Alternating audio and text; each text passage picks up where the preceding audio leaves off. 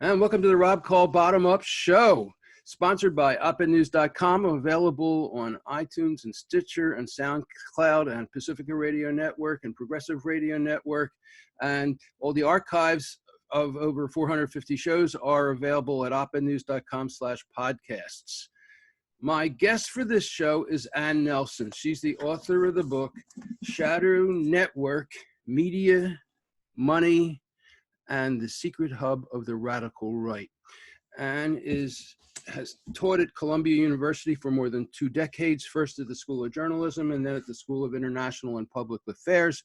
As a journalist, she covered the conflicts in El Salvador and Guatemala and won the Livingston Award for Best International Reporting from the Philippines. She served as the director of the Committee to Protect Journalists.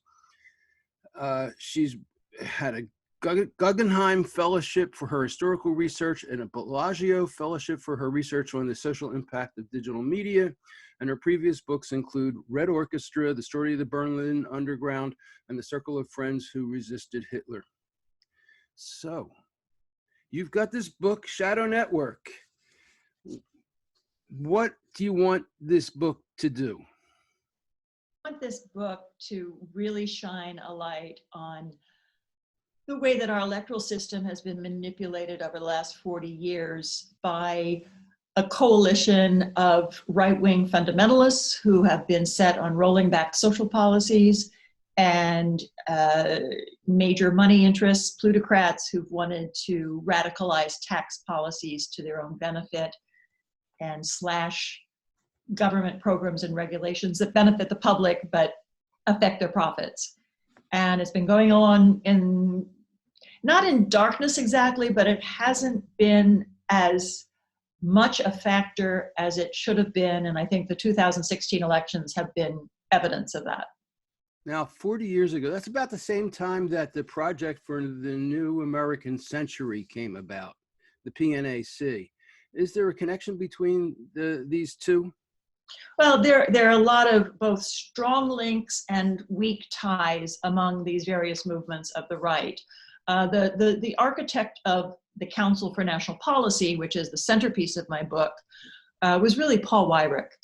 And he was the godfather of many institutions that your listeners may be aware of, including ALEC, which is called the Bill Mill for right-wing legislation on a state level, the Heritage Foundation, which creates right-wing regressive policies, and the Council for National Policy, which is a networking organization, not one that takes direct action on its own, but helps to form coalitions and funding streams for various political and media activities. Now, in your book, you have like a directory of the different people, the dramatis personae. Did I say that right? Yeah, I've got a background in theater, and I always find that a useful way to explain large casts of characters. So you have a list of the fundamentalists and the political operatives, the media, the money, the heads of organization, and it's the who's who of the power on the right. And the list of the organizations, National Rifle Association, the Susan B. Anthony list, the Concerned Women for America, Tea Party Patriots, Students for Life of America, Live Action, American Center for Law and Justice, Federalist Society, Americans for Prosperity, funded by the Koch brothers, and Turning Point USA. I mean, some of these are recognizable. Some of them, I don't know that people would recognize them, but you've put together a map there that it's huge, and the influence is huge. How did you get into this? I really got into it almost by accident because my whole professional life had been involved with international affairs and international reporting. But at the same time, I'd studied a lot of American history and American religious history, and I grew up in Oklahoma and Nebraska. So when I went back and forth from the East Coast to the Midwest, I noticed these radio stations that were strange to me in that they were purporting to be religious stations, and they were purely and virulently political. And I started tracking who they were, who owned them, realized that the radio stations that are run by members of the Council for National Policy involve some 500 radio stations who provide content to over 3,000 other radio stations.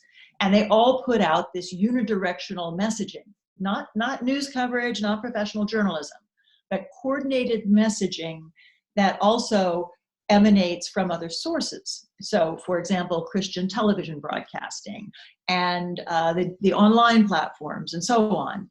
So when you get to states with a weak media system where local newspapers die off, these media platforms can have a very powerful influence on local communities and voters.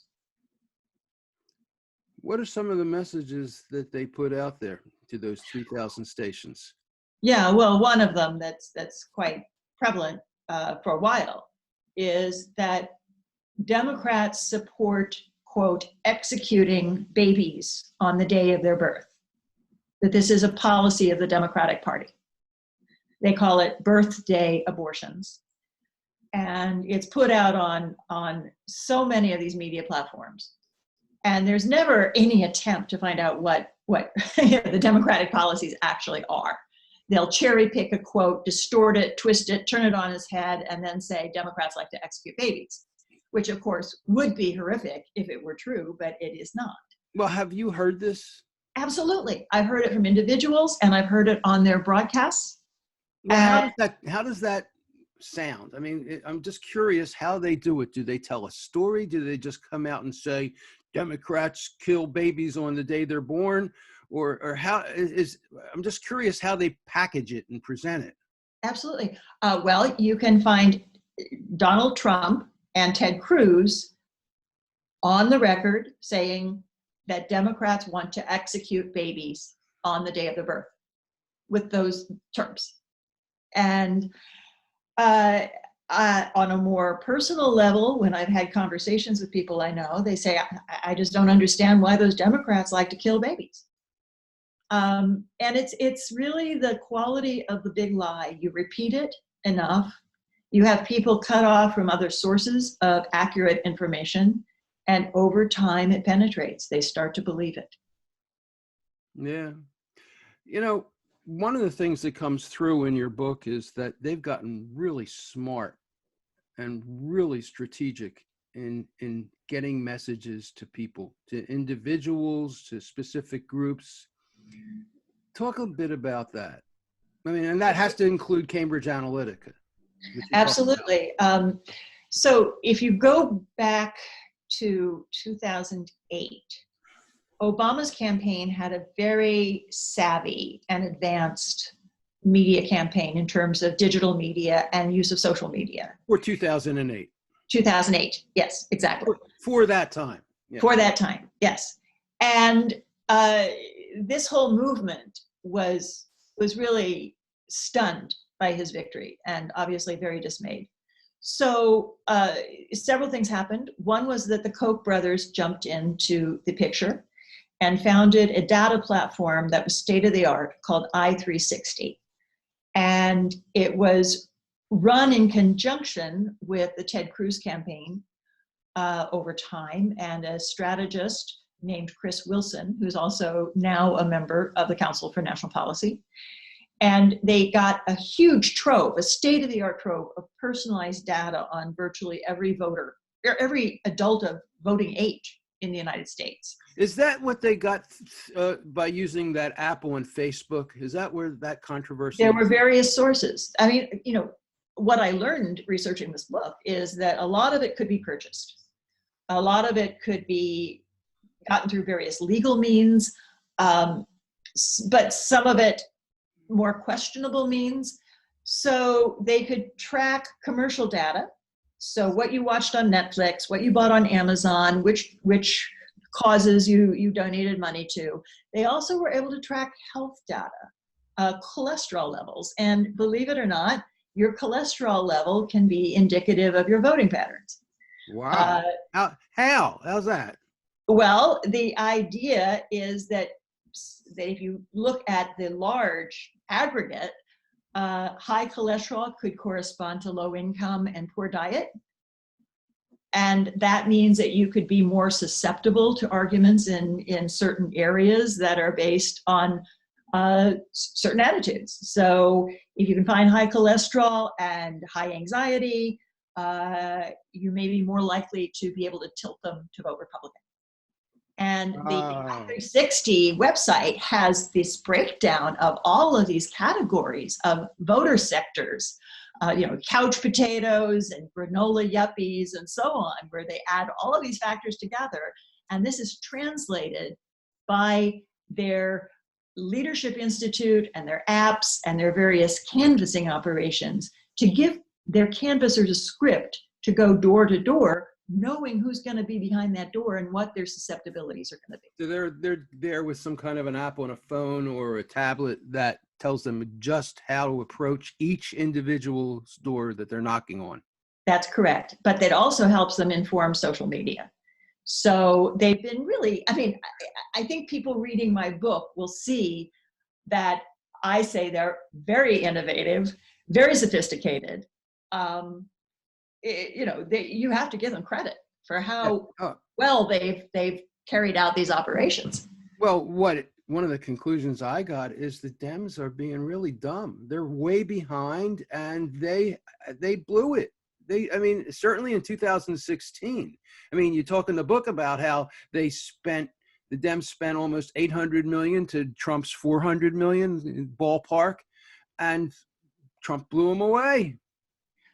Yeah, there were a lot of factors there, and what I believe is the Democrats were not up to date on their data and not looking sufficiently at swing states. So the idea that Hillary Clinton didn't even campaign in Wisconsin because they took it for granted. Well, they weren't looking at the numbers, and they weren't looking at the way the Koch brothers had helped to bankroll an assault on labor unions in Wisconsin. And there was a Republican governor there. Why would she assume that it would be an easy state? It doesn't make any sense. Well, that's a complicated question, but I think that there were people who were looking at aggregate analytics and not at voting blocks and microsectors, and how to go after targeted voters, including those who have been previously unengaged. And so that's what the Republicans did with great effectiveness. And what they did was identify blocks of evangelical voters who either hadn't voted or were swing voters, and they really barraged them with messaging, not only from these radio stations, but also in their churches themselves. They put voter guides in the church bulletins. They put their videos in the church sanctuaries and gave pastors sermons to download from the internet and deliver in the church. So you've got this kind of sense around campaigning going on in these highly targeted states. Whereas when I talked about Shadow Network at the Wisconsin Book Festival, people were telling me that the Democrats didn't even get campaign literature to Wisconsin to hand out door to door. That's malpractice. Well, okay, it's 2016, and I have seen a lot of evidence that the Democrats have been devoting some attention to developing some new approaches, new strategies. 2018 saw some advances in leveling the playing field, but there's a lot that would need to be done before November.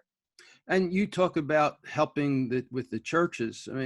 You're saying it's tens of thousands of churches that the Council for National Policy has coordinated with. Tens of one of their central organizations is called the Family Research Council. That's Dobson, James Dobson? James Dobson was the founder, and its president is Tony Perkins, who's in and out of the White House on a weekly basis and has been on Trump's Evangelical Advisory Council and helped to write the social policy platform of the Republican Party.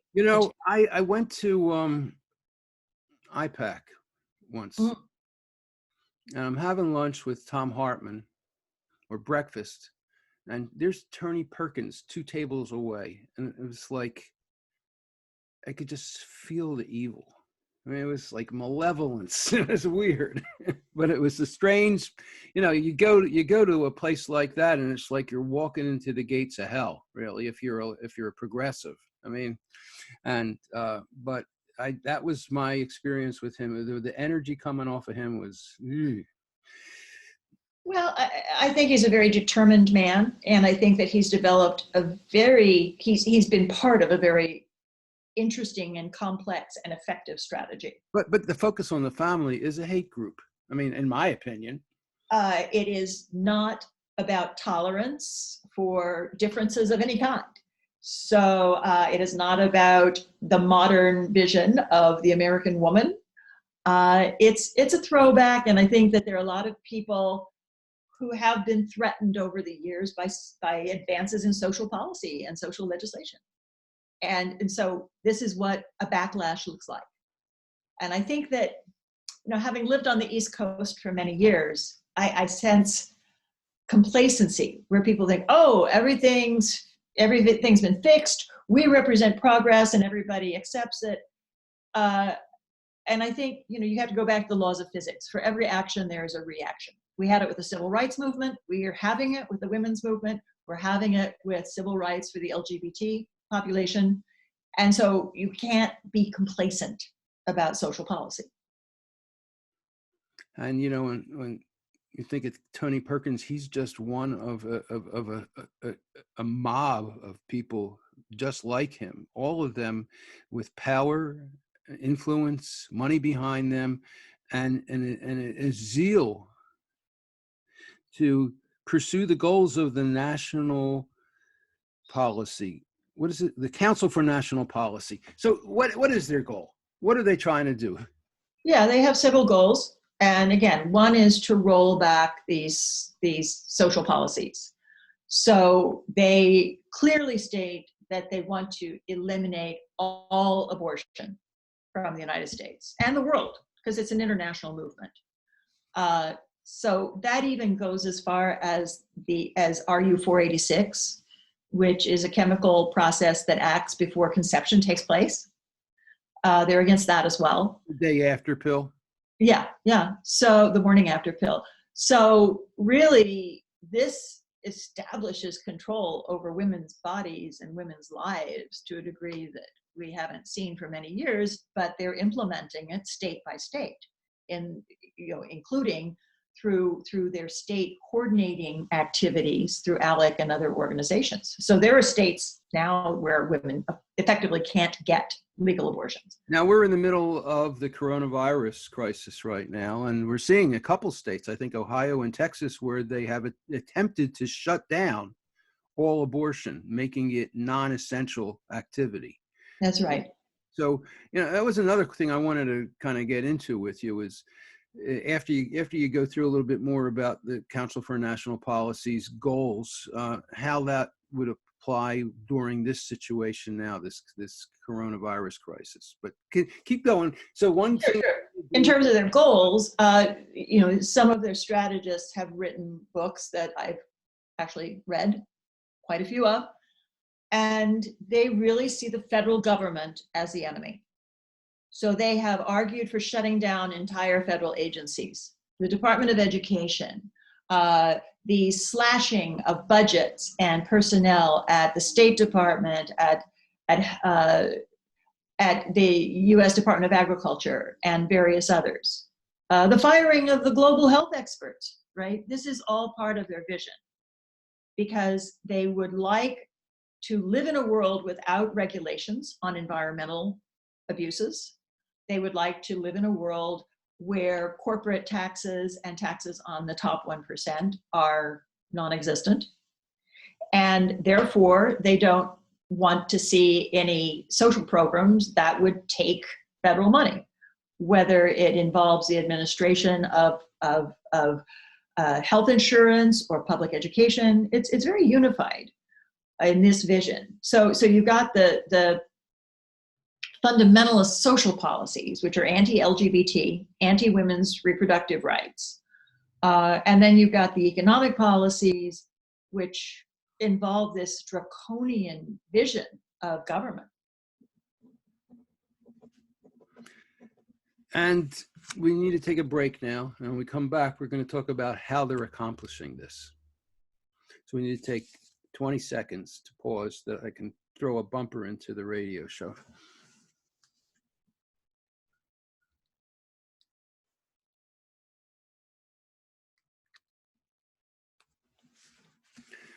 And my guest for this show is Ann Nelson. She's the author of the book Shadow Network, Media, Money, and the Secret Hub of the Radical Right. She's taught at Columbia University for more than 2 decades, first at the School of Journalism and then at the School of International and Public Affairs.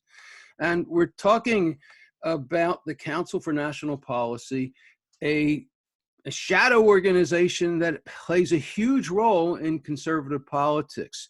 And we were just discussing what their goals are, but the question is, how do they get there? Now, we've talked about how they work with 10,000 churches and 3,000 radio stations, but it's not like you know, in your book you talk that it's the main group is Southern Baptists, right? That was one of the founding groups. The founding group. There are various groups that are involved. There's still many Southern Baptists who are quite active. Their membership is supposed to be secret. Their 2014 membership list was obtained by the Southern Poverty Law Center, and they published it online where it's available. And I've been able to confirm members more recently, up to this year, through other sources.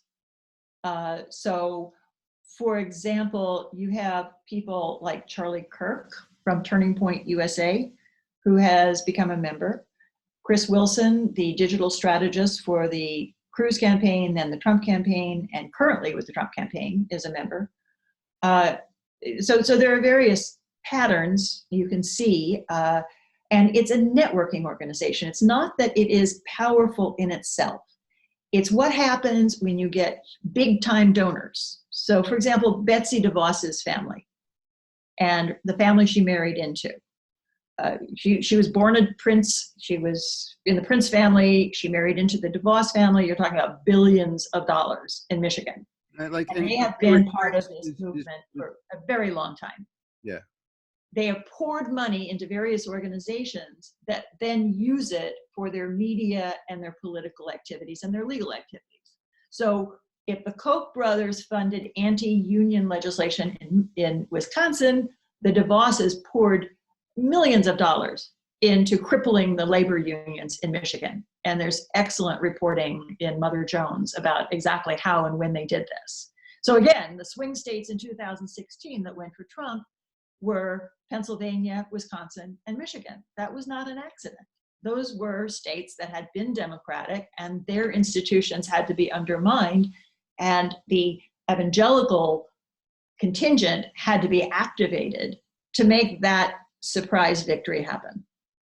And I guess that's kind of what I was getting at, but it made me think, you know, I call the show the Bottom Up Show because I think that there's a transition to bottom up, and the conservatives, what you're describing is a brilliant use of top-down money to produce bottom-up change in the direction that they want things to go. They have done that brilliantly, really. I think much more smartly than the Democratic and the people on the left have. And I just think that the Democrats have had their attention focused elsewhere. You know, I don't think they've been looking at rural America in the Midwest. I don't think that they've been looking at these areas. And understandably, the Democrats have, in the recent past, been focused on minorities and urban areas and youth. But what people tend to miss is that you can have a machine that's highly organized, and that older white evangelicals in these areas turn out to vote at an astonishingly high rate. And this is not true of the groups that the Democrats have been trying to cultivate. So young people, 18 to 30, have a far lower turnout rate than people over 50. Minorities have a lower rate. Now, that is a problem for a democracy, but it's an advantage for this movement. Yeah, So how does the Council for National Policy harness the power of evangelicals? Now, you mentioned one thing, talking about how Democrats want to kill babies on the day they're born. Mm.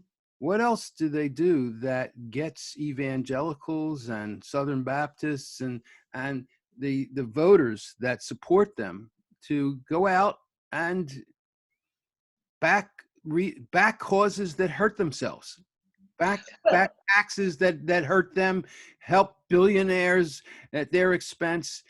What is it that they do?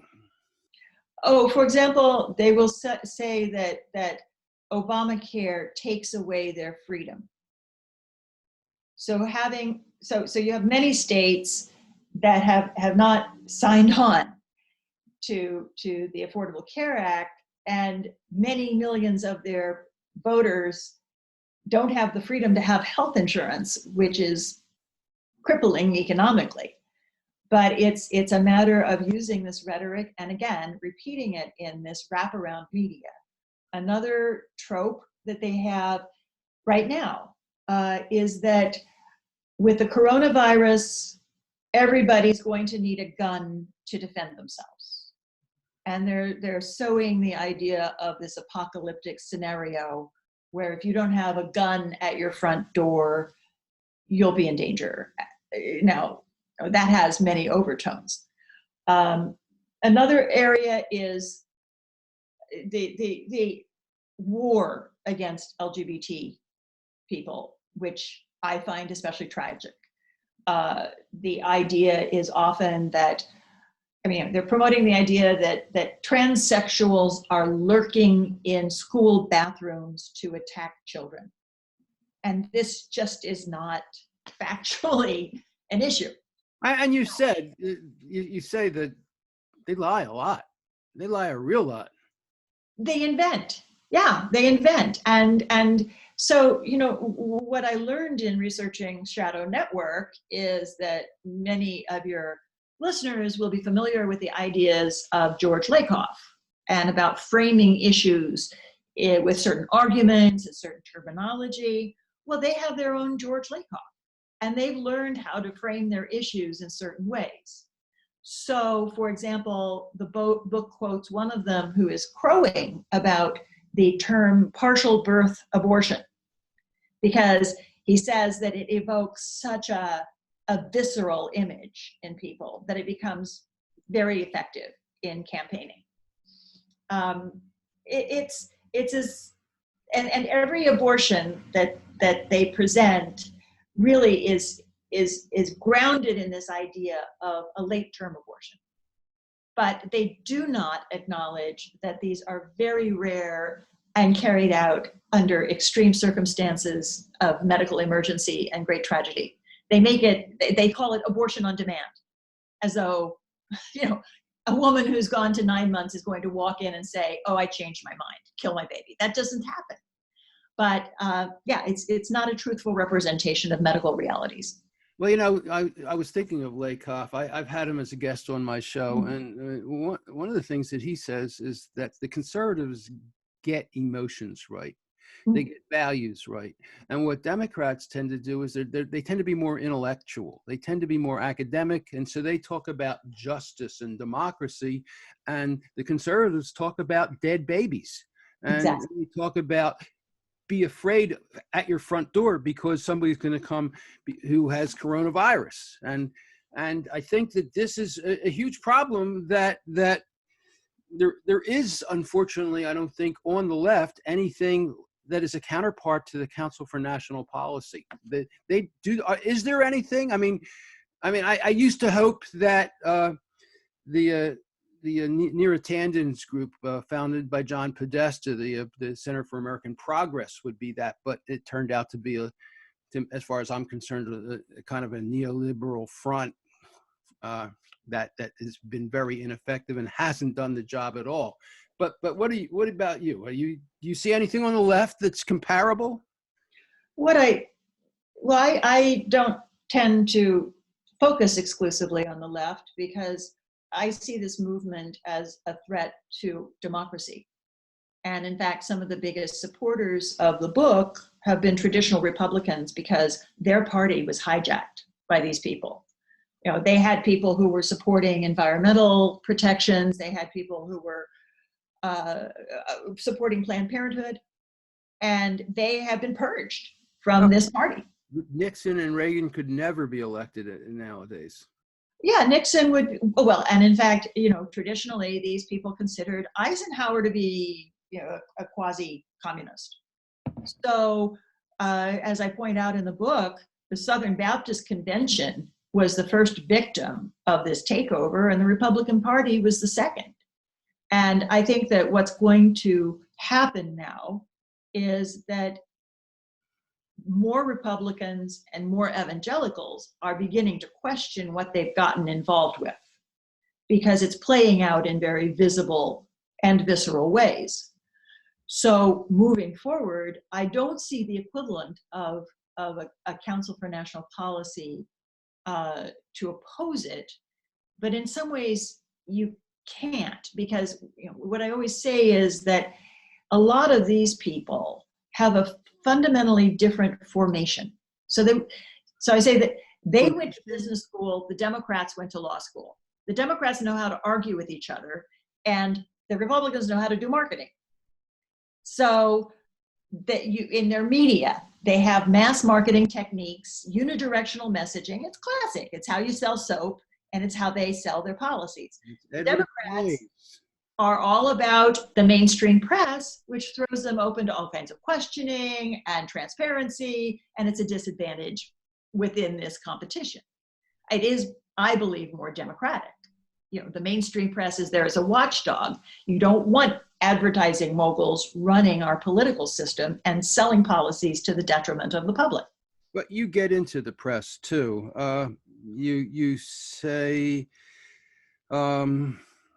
there's been colony collapse of American professional journalism. A third of the State House reporters are gone, and get into that a bit and the effect of that on this situation.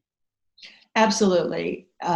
You had this incredibly proud tradition of American professional journalism going back 100 years, and it had its first body blow when the transition to digital media took place without taking the revenue streams for professional journalism with it.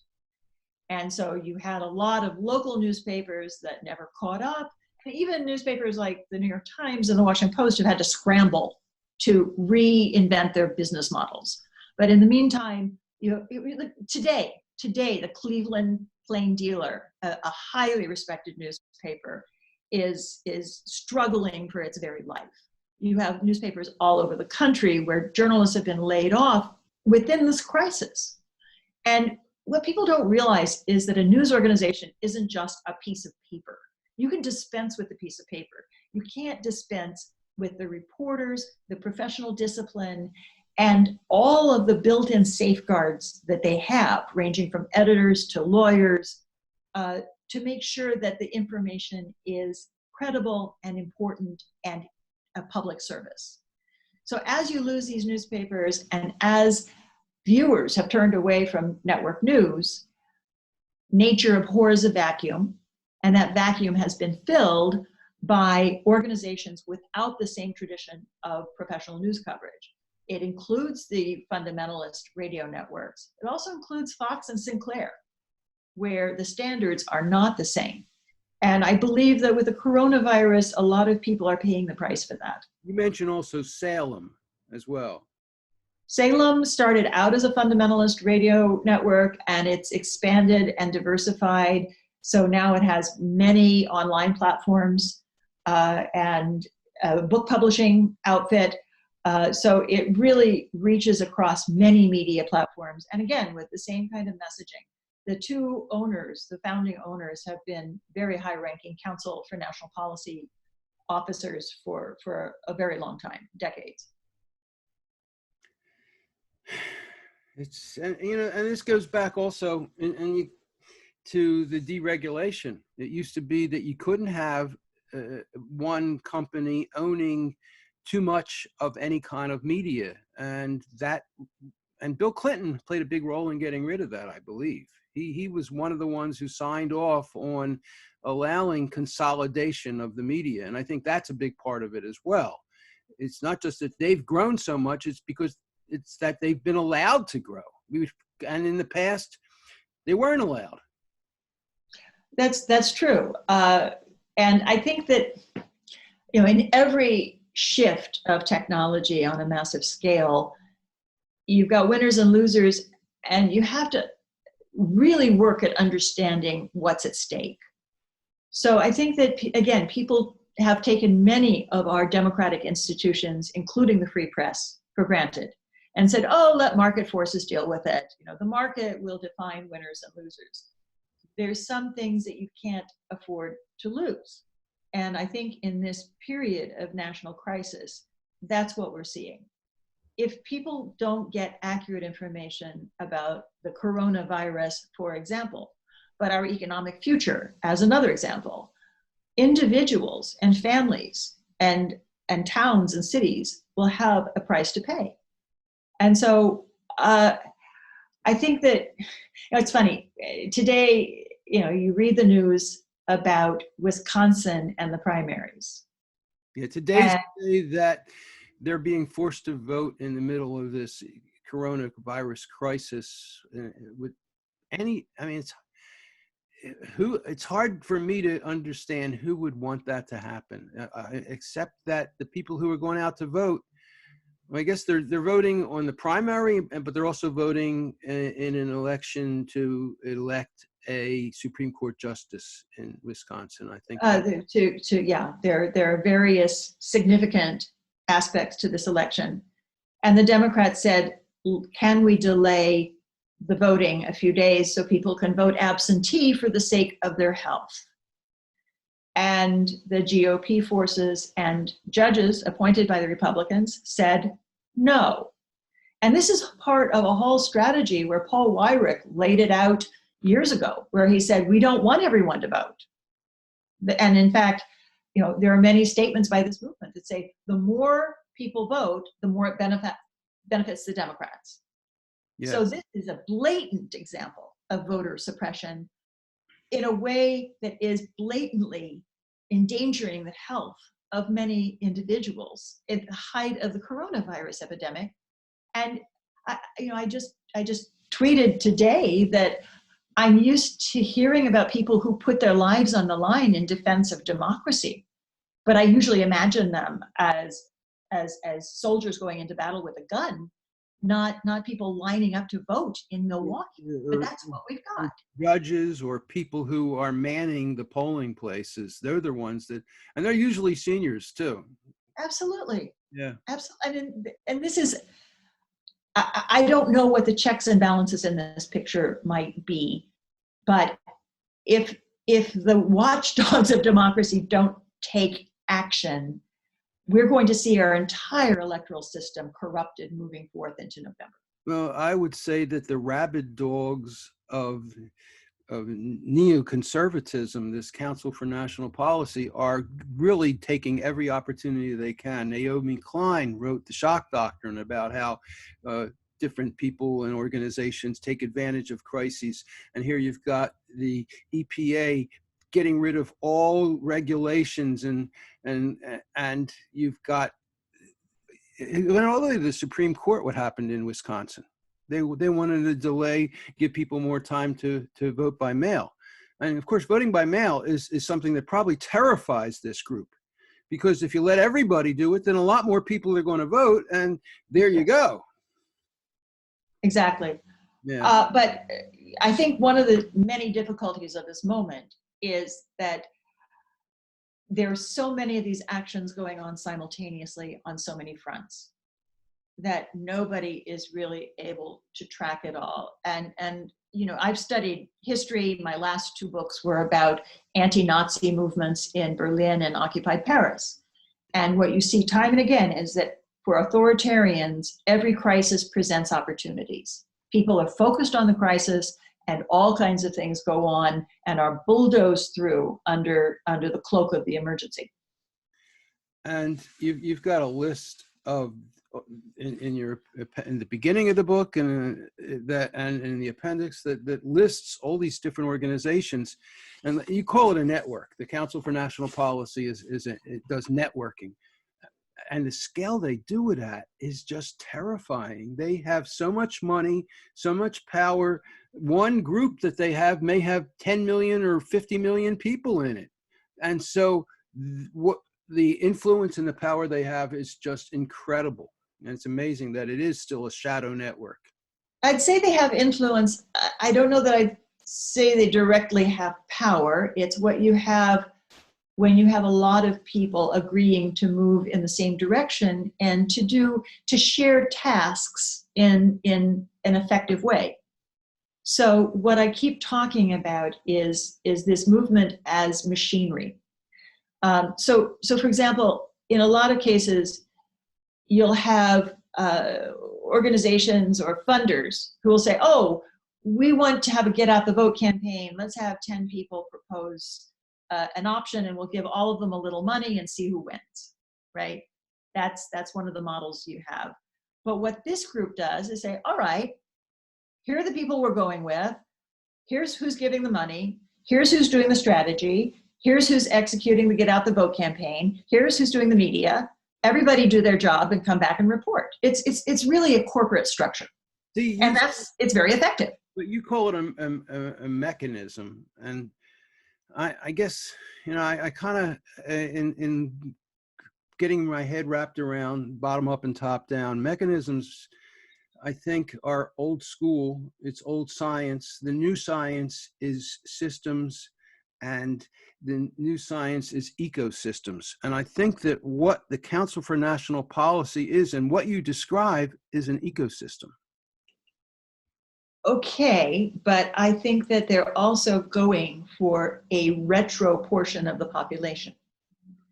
And that's part of retro. I don't understand that. What do you mean? So let's say that, for the sake of argument, that this movement has said, we're going to lose the popular vote. That was clear all along in 2016. How do you win the Electoral College when you lose the popular vote? How do you win the important one and not where, in other words? Well, and what you do is you disregard every state that is solid red or solid blue, right? The Democrats didn't do that. Democrats really worked their states where they had lots of support. That was very important to them. And boy, they got those blue states very, very blue. But it was these purple states that determine our future. And so as it happens, stupid, really. I mean, I have had it, really. The Democrats are going to probably hand Trump another victory, which is terrifying. And you have thoughts about that, which I want to hear. But we need to take a break now. So we'll do a quick break. And then I want to hear about your thoughts about what happens if they win again. So 20 seconds.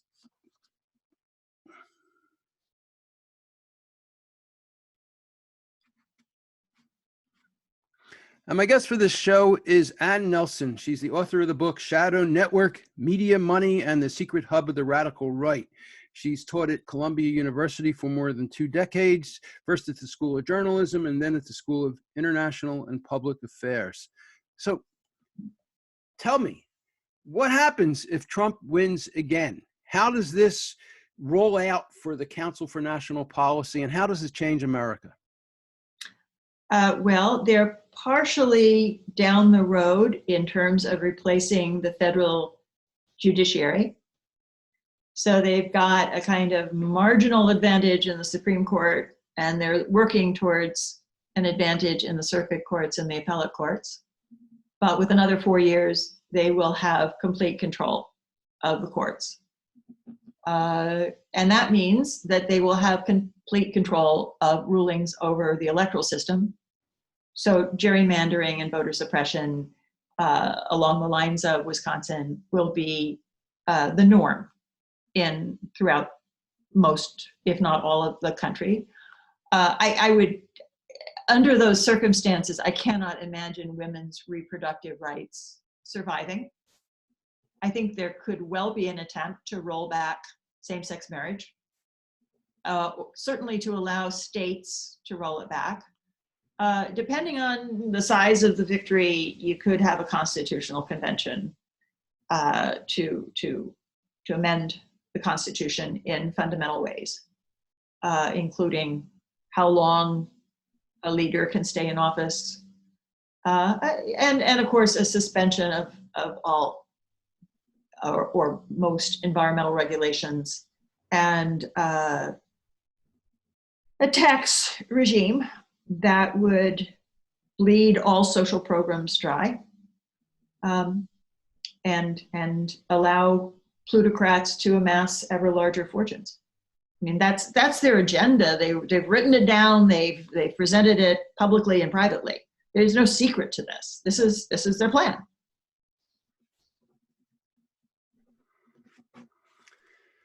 It's terrifying. Well, I've seen this country rise to the challenge historically on many occasions. And I think there's a lot to learn from this organization's techniques, many of which are perfectly legal and very astute. And that's one reason I worked so hard and so quickly on this book, to just lay them all out. This is how it operates. And by the way, no, you can't blow off the swing states. You can't say, oh, it's more fun to hang out in New York and LA. You have to really go out and listen to people and talk to people in not just Wisconsin, Michigan, and Pennsylvania, but you also have to really attend to the southern swing states, North Carolina, Florida, and Arizona. And I think that you have to overcome our national dialogue of contempt. And that comes as much from the left as it does from the right. I listen to people who are bad-mouthing, oh, evangelicals, they're ignorant, they're this, they're that. No, they're Americans who are working from the sources of information that surround them. And the national media and the national economic forces allowed their professional news media to die off. This was an economic issue, they were closed politically. So where do people step up to the plate and say, professional journalism is a foundation of democracy. If you don't want to live under dictatorship, then figure out a new business model or support it otherwise. But professional journalism and journalism, independent journalism, I would say that is one of the CNP's, the Council for National Policy's targets, wouldn't you? Oh, sure. I mean, you look at a Trump press conference where he attacks leading journalists with incredibly respectable reputations, and it's just this ad hominem attack. We haven't seen that before, certainly not in my lifetime. No. And what they do is sow this contempt through their media platforms towards professional journalists. They bay and howl at them as lamestream media and fake news and all of this. Well, okay, if you have to defend democracy, then you defend it. And you look at your democratic institutions, whether it's professional journalism or whether it's our voting rights and the way that we vote as a nation, and you step up to the plate. I mean, I wish people would look at my previous two books about what the resistance did in Nazi Germany and what the people did in occupied Paris. What did they do? These movements. What did they do? They put themselves on the line. And what was most interesting to me about it was that the people I wrote about were not in the line of fire, right? They could have sat out the dictatorships. They could have sat out the assault on democratic institutions. And, because the people I wrote about were mostly not Jewish, and they were mostly not political enemies of the regime. They were decent people who took action. They said, no, you can't do this to our society. This is not who we are. So I think that the United States has the ability to do that. And there are many ways. There's so many important institutions. I mean, the League of Women Voters has just launched this big campaign to promote voting by mail nationally. they're not a partisan organization. They're an organization that supports democracy. And if you find, my motto in this is that nobody can do everything, but everyone can do something. It's a good one. It's a good one. So let's talk about coronavirus and the shadow network. Now, you mentioned that they influenced the deactivating or the shutting down or the ending of specific programs that could have helped us and protected us and made us more prepared. Talk a little bit about that and other ways that they've either had a role in getting us to this point with the coronavirus or ways that they're taking advantage of it or using it. Well, there are many superb journalists who specialize in this topic. You can find them on Twitter. One of them is James Handlin, who is a doctor himself, various others. So people should look to them for specifics. But one example is that there was a core of global health experts associated with the White House who were dismissed by Trump, I believe in 2018. I'd have to check that. There were all kinds of early warning systems. There were experts who were pulled out of Asia early, before this occurred. So, it's like going into a conflict without any intelligence service. But you also have all kinds of attendant cutbacks in the federal government with jobs that are there to protect the citizenry. The USDA, the Department of Agriculture, has an entire department that is there to guard food safety, right? You have people in the State Department who are supposed to be keeping a watch on international relations as well as developments like the coronavirus. Massive cutbacks in the staffing of the State Department and the USDA. So I think the problem is that they've presented the federal government as the enemy and laid off people who are there to defend the public. Can you get more concrete than that? That's kind of vague. Well, as I said, when you have these massive cutbacks of budget and staff, it affects the performance of organizations who don't have people doing the work and investing in the research. Now, I have to say, though, that this is not just the goal of this shadow organization, Council for National Policy. I mean, the idea of treating the government and big government as the enemy is a core value of conservatives, period. It is, but again, Richard Nixon was a Republican and he founded the Environmental Protection Agency because we had a crisis that involved the environment, and the federal government was the only institution in the country that could respond to the environmental crisis on the scale and with the force that the situation demanded. So in times of crisis, you bring your forces to bear on the crisis rather than cut them off at the knees. I don't think it's a Democrat or Republican issue. Again, I think that the traditional Republican Party was a victim of this, and it knew perfectly well how to respond to crises through government action. All right. What about Donald Trump? I mean, the core base for this CNP is evangelicals, religious people. I know you've checked this out, so tell us about how do they reconcile such a total POS Donald Trump, a vile, evil, constantly lying, cheater, womanizer. How do they reconcile him in being the president that they love? I mean, they love him. Yeah. Well, again, in their writings, one term for him is God's wrecking ball.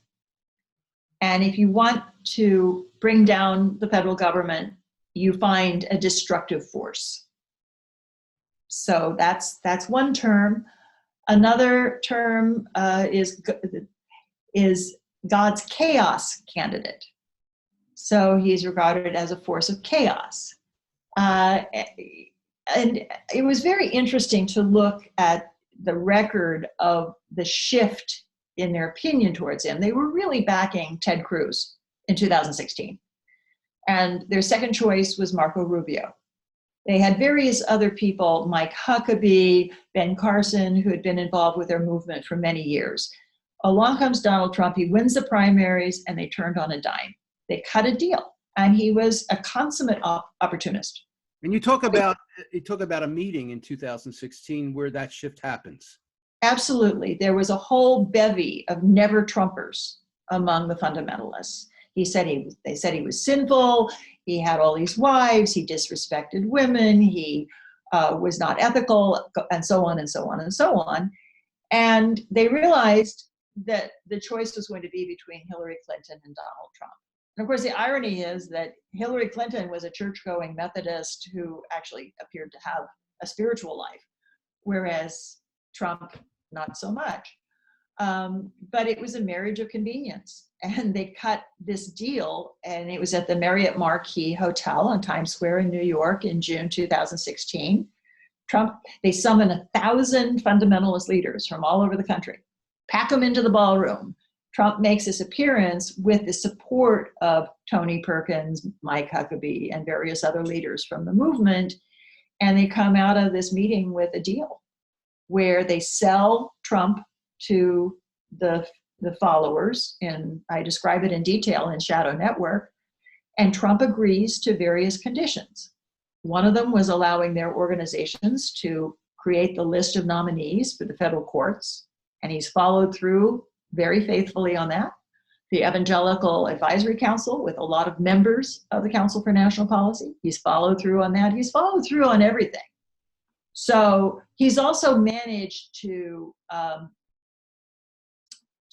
talk the talk of the fundamentalists and present himself as one of them. There are a lot of photo ops that involve CNP members and various others crowded into the Oval Office, laying hands on Trump and praying on him, AY praying.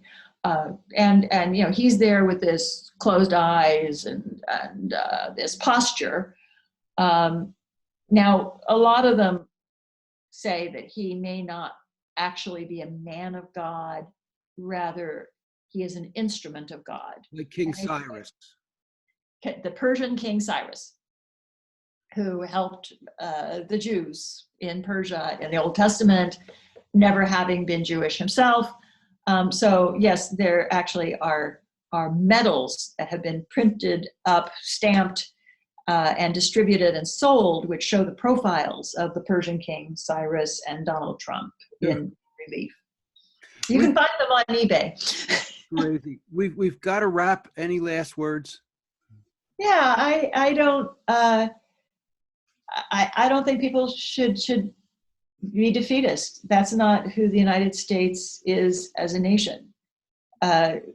The United States has defended its democracy many times historically, and sometimes it takes people out of their comfort zones. Sometimes it makes them have to do things that they don't know how to do, but they learn. They learn. And you go back to the spirit of climbing out of the Depression and Rosie the Riveter.